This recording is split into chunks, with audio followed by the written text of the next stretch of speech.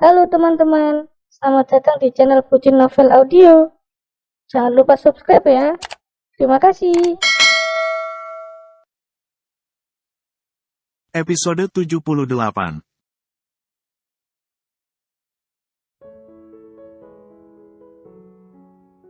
Enggak, Kal, ucap Angga yang masih memangku Aidan. Sekarang, fokusku beneran hanya untuk Mas Aidan. Takutnya andai aku menikah, itu akan membuat hubunganku dan Mas Aidan jauh lagi. Bisa hidup seperti sekarang dan mulai bisa diterima Mas Aidan saja, aku sudah senang banget. Jadi, aku ingin fokus siapin masa depan Mas Aidan. Anggap saja ini ibarat hukuman untukku yang pernah jadi papa sangat gagal untuk Mas Aidan, apalagi kakaknya. Yakin Angga? Kalau mau kamu begitu, aku juga enggak bisa memaksa, enggak. Soalnya kamu yang menjalani, dan otomatis kamu juga yang menentukan. Namun saran terakhirku, andai ada wanita cantik sekelas mamahnya anak, menikahlah, yakin Kalandra syarat perhatian.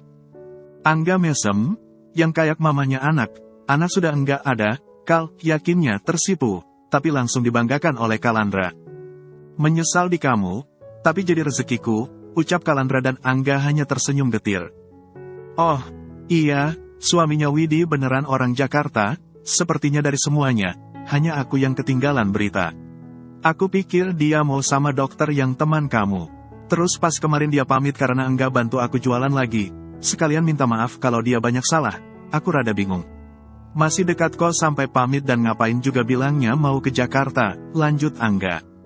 Sama temanku, mamahnya rese, balas Kalandra setelah ia menyeruput es teh manisnya. Oh, nah gitu, sih, Kal, yang aku takutkan ya gitu. Apalagi aku percaya karma ada. Takutnya kalau aku sampai nikah lagi, aku kena karma dan dampaknya ke Mas Aidan. Ya mending gini sajalah, ucap Angga. Suasana rumah makan Arum sedang ramainya karena kini waktunya berbuka puasa. Waktu yang juga disepakati Kalandra dan Angga untuk bertemu. Lebih tepatnya, Angga rindu Aidan kemudian meminta izin untuk bertemu. Iya, kamu gitu saja, soalnya kalau semuanya mirip Pak Haji, bisa berabe. Balas Kalandra yang kemudian tertawa.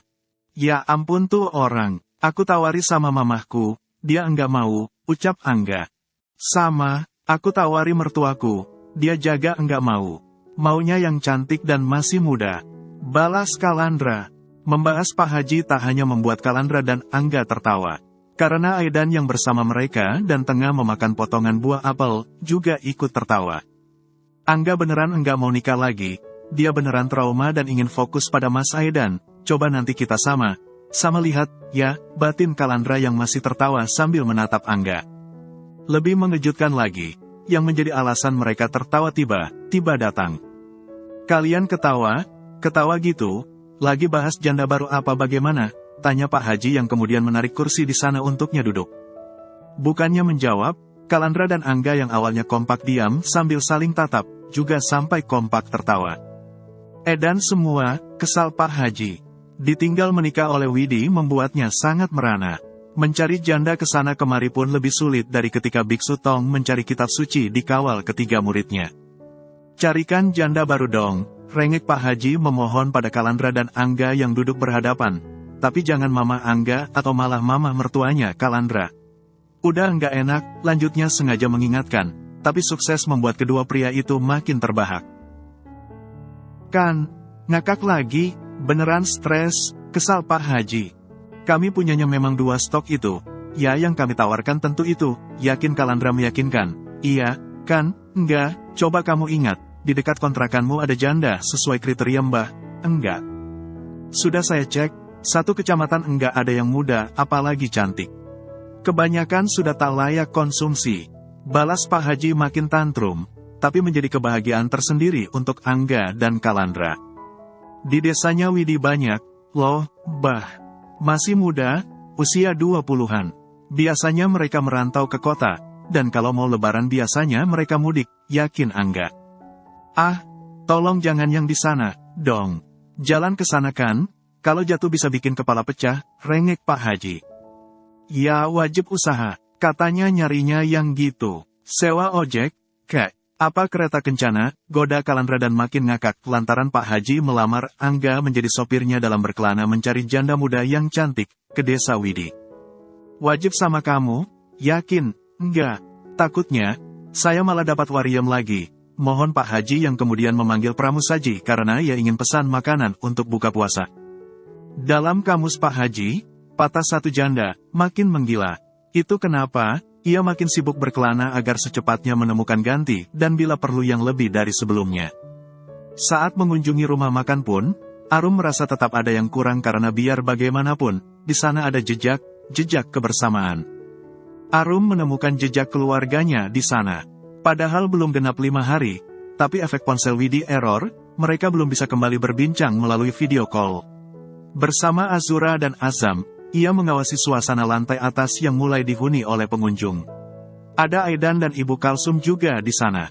Mereka tengah menunggu kepulangan Kalandra dan Pasana, tapi yang datang malah Pak Haji. Di sini sudah enggak ada janda, kenapa Mbah masih saja berkelana? Singgung Ibu Kalsum sembari menyuapi Aidan lantaran bocah itu sudah kelaparan, tak kuat menunggu Kalandra dan Pasana. Terlebih di meja mereka, menu makan untuk Aidan sudah tersedia. Siapa tahu ada yang mau jadi janda atau malah menjandakan diri, Bu DPR. Balas Pak Haji yang kemudian duduk di sebelah Arum.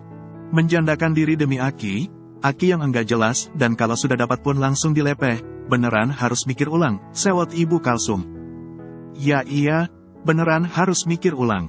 Mikir ulang kenapa enggak sejak lama kenal terus nikah sama saya. Hahaha, tanggap Pak Haji makin membuat Ibu Kalsum menanggapi dengan sewot. Oh, iya. Rum, 2 minggu lagi kan cucu saya mau sunat, lanjut Pak Haji. Ketika Arum langsung menyimak dengan serius, tidak dengan Ibu Kalsum yang malah bertanya, yang sunat beneran cucu, apa malah Mbah Haji? Cucu lah, kalau punya saya disunat lagi, yang ada abis. Nanti yang ada saya jadi pakai rok, pakai lipen dan otomatis satu geng sama si Fajar and Wariem. Balas Pak Haji dan langsung membuat Ibu Kalsum maupun Arum yang sedang galau total, terbahak. Tapi kayaknya lucu loh, Mbah kalau mbahnya pakai rok, pakai lipstik, terus bajunya yang bikin masuk angin, tanggap Ibu Kalsum. Kayaknya langsung jadi wariem idaman lah ya, balas Pak Haji dengan bangganya dan langsung membuat tawa Ibu Kalsum makin menjadi. Bentar, jangan bercanda dulu, ini beneran serius, semacam terobosan baru. Gini loh, Rum, niat hati ingin saya sampaikan kepadamu yang pernah sangat saya cintai. Loh, kau mendadak nyanyi? Pak Haji yang sempat meminta Arum, apalagi Ibu Kalsum diam, malah terbahak sendiri. Oke, sekarang saya serius. Saya berniat menyewa rumah makan ini buat resepsi kitanan cucu. Karena tamu undangannya lumayan, saya sengaja minta tukang tendang. Jadi, kalau tamunya habis salaman terus beres makan, tuh tukang tendang langsung berakhir. Tendang tuh tamu yang sudah beres, biar enggak lama di sini. Biar enggak sempit banget gitu, jelas Pak Haji. Arum dan Ibu Kalsum tetap belum bisa sepenuhnya serius karena keduanya pun masih sibuk menahan tawa. Setelah berdeham guna meredam tawanya, Arum berkata, kalau memang mau ada semacam resepsi, bisa dikondisikan, Mbah. Yang penting ada duitnya, Mbah. Ada harga, ada barang. Nanti depan rumah makan bisa diteratak. Dihias kayak di hotel pas Mbak Arum sama Mas Kala nikahan, yakin Ibu Kalsum. Kira, itu bakalan habis berapa harga, Rum, Bu DPR, soalnya kalau hanya 10 juta, saya, lemes soalnya saya maunya yang ratusan juta. Hahaha, Pak Haji kembali tertawa lepas. Sombong, sindir Ibu Kalsum. Nanti sekalian ditotal, ya, syukur ada bonusan janda cantik. Sewa rumah makan, dapat bonus janda cantik, lanjut Pak Haji makin bersemangat. Janda lagi, sebal Ibu Kalsum yang kemudian kembali fokus menyuapi Aidan. Kalau Mbah memang mau, nanti langsung kita bahas sama suami saya. Sama papa mertua saya juga biar lebih terarahkan, ucap Arum. Mau, Rum, saya beneran serius. Tapi nanti saya juga undang Septi, ya, buat bawa es gepluk kayak gajah duduknya. Soalnya cucu saya apalagi yang sunat ini, demen banget sama esnya gajah Septi, yakin Pak Haji. Apa yang Pak Haji katakan barusan sampai membuat Ibu Kalsum menangis menahan tawa. Bu DPR, Bu DPR kenapa? Ini kan bukan sinetron ikan terbang. Ini acara novel yang sengaja dibikin lucu biar puasanya makin semangat, yakin Pak Haji menertawakan Ibu Kalsum. Lah simbahnya keterlaluan, masa iya gajah Septi? Itu kan konteksnya, Mbak sama saja menyamakan Septi dengan gajah. Balas Ibu Kalsum. Lah, kenyataannya juga gitu. Septi masih kayak gajah walau ngakunya sudah turun 5 kilo, yakin Pak Haji. Jadi ini serius? Ya, Mbak, nanti ada tambahan Septi dibikinin tempat khusus berarti biar lebih elegan, ucap Arum yang dalam hatinya sudah langsung mengucap syukur. Tak menyangka, orang yang selalu membuat ulah malah menjadi orang pertama yang menciptakan terobosan baru dalam usaha rumah makannya. Rumah makannya akan disewa mirip restoran apalagi hotel ternama. Tempat khususnya jangan kuburan, yah, room. Soalnya saya belum siapin kain kafan buat si Septi, lanjut Pak Haji yang kali ini kembali tertawa. Namun, baik Ibu Kalsum maupun Arum langsung menggeleng tak habis pikir. Ini yang mau sunat, kelak bakalan jadi calon musafir cinta pemuja janda. Pokoknya kobaran api pemuja janda enggak akan ada matinya. Paling nanti dia jatahnya di novel Mas Aidan. Yah, Mas, ucap Pak Haji lak. Bersama tawa yang akhirnya reda, ponsel Arum berdering. Dering tanda video call masuk. Dari nomor baru, dan Arum tak berniat mengangkatnya. Bahkan walau terulang 3 kali, Arum tetap membiarkannya. Sekarang memang banyak penipuan dengan modus macam, ucap Ibu Kalsum. Sini, Rum, biar saya yang jawab. Kalau niatnya memang enggak benar, biar saya kirim doa balasan, yakin Pak Haji. Langsung pingsan kayaknya pihak sana kalau lihat wajah yang keluar. Malah wajahnya Simbah, komentar Ibu Kalsum yang lagi terbahak. Pingsan pihak sana, lirih Pak Haji bersemangat menerima ponsel Arum. Bersama sang mama mertua, Arum jadi serius menyimak. Pak Haji sudah langsung menjawab, membuat layar ponsel Arum dihiasi gambar lain. Halo, Assalamualaikum. Heh, mantan jandaku, Pak Haji langsung heboh lantaran yang menelepon sungguh Widi. Innalillahi, Kombah Haji, balas Widi. Belum, saya belum mati, namun ditinggal nikah apalagi hijrah ke Jakarta sama kamu, saya nyaris hilang arah. Apalagi sampai sekarang, saya belum menemukan janda pengganti. Gini loh, 2 minggu lagi saya ada hajatan. Kamu saya undang dan wajib datang. Acaranya di rumah makan Mbak kamu.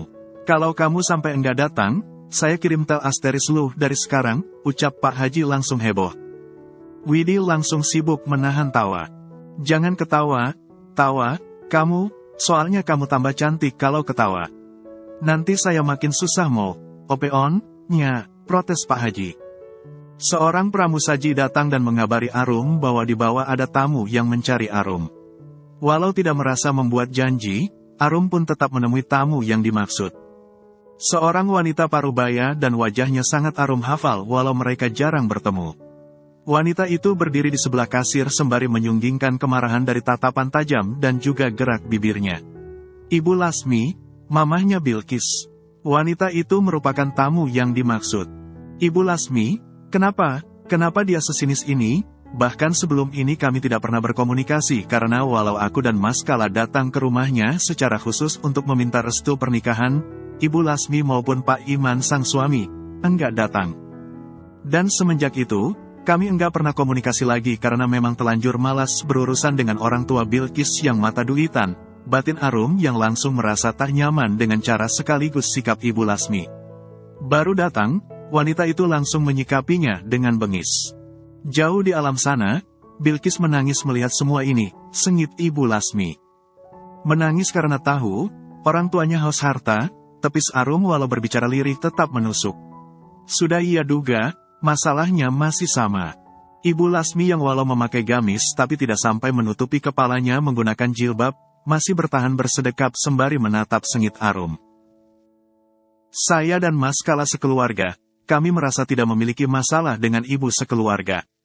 Coba diingat, terakhir kita bertemu, aku dan Mas Kala meminta restu, tapi yang ibu bahas harta, tegas Arum yang kemudian berkata, itu kenapa, apa yang ibu katakan ada benarnya.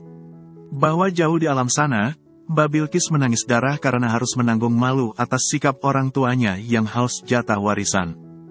Memang harusnya semua ini jadi milik Bilqis, kan? Hanya karena Bilqis sudah nggak ada, dan kamu berhasil memperdaya Kalandra sekeluarga. Semuanya sepakat dukung kamu. Kamu mengeruk semua jatah Bilqis. Datang ke sini niatnya buat melepas rindu masuk ke kamarnya apa bagaimana, sudah jadi rumah makan. Pas saya tanya ini punya siapa, semuanya kompak bilang, Ibu Arum, Ibu Lasmi benar gregetan. Emang dasar, kamu, wanita mata duitan yang hobinya menjerat pria kaya, lanjut Ibu Lasmi dan kali ini lebih gregetan lagi. Coba tolong ulangi, apa yang tadi Ibu Lasmi katakan, ucap Arum benar tegas. Ibu Lasmi tak langsung menjawab, tapi ia masih menatap Arum dengan tatapan yang begitu keji. Tampang yang bagi Arum lebih mirip penjahat. Ibu Lasmi, kalau Ibu benar punya hati apalagi harga diri, Ibu enggak mungkin bersikap seperti ini. Ibu enggak mungkin tiba menyerang saya. Sekarang, pilih tempat duduk paling nyaman dan ayo kita selesaikan apa yang menurut Ibu sebagai masalah, dengan masalah sekeluarga. Tegas Arum yang kemudian sengaja cari keberadaan pekerjanya yang nganggur. Mbak, tolong bantu Ibu ini cari tempat duduk. Kalau memang Ibu ini macam, cukup tinggal saja, enggak usah diladeni, ucap Arum. Rasa kesal akibat tudingan tak beralasan dari Ibu Lasmi membuat Arum gelisah. Ia mencoba menenangkan diri dengan melangkah ke depan, keluar dari rumah makan. Berharap, di tengah suasana yang mulai petang, Kalandra juga datang. Namun untuk sekarang, Kalandra belum datang. Sementara di belakang sana, Ibu Lasmi juga tak kunjung pergi memilih tempat duduk. Malahan, Ibu Lasmi masih memandangnya dengan keji. Sadar ponselnya masih dipakai oleh Pak Haji untuk menerima telepon video dari Widi, Arum sengaja menggunakan ponsel rumah makan untuk menghubungi Kalandra. Tentunya, kenyataan tersebut membuatnya berdiri bersebelahan dengan Ibu Lasmi. Jangan mengada, katakan saja yang sebenarnya, tegas Ibu Lasmi yang walau berucap lirih, hasilnya tetap nyelekit. Arum menatap tak habis pikir Ibu Lasmi, Ibu sudah tua, tapi enggak tahu sopan santun, ya. Jangan lupa, saya ini ibunya Bilqis, istri pertama Kalandra, ucap Ibu Lasmi sampai menaikkan suaranya di tengah kenyataan kedua matanya yang mendelik menghakimi Arum. Beberapa dari mereka yang ada di sana, langsung terkejut kemudian menjadikan kebersamaan Ibu Lasmi dan Arum sebagai fokus perhatian. Apalagi bagi mereka yang mengenali Arum khususnya para karyawan. Salah satu dari mereka sampai ada yang buru naik ke lantai atas kemudian mengabarkannya kepada Ibu Kalsum. Sayang, ini kamu, sergah Kalandra dari seberang dan seolah langsung mengenali Arum.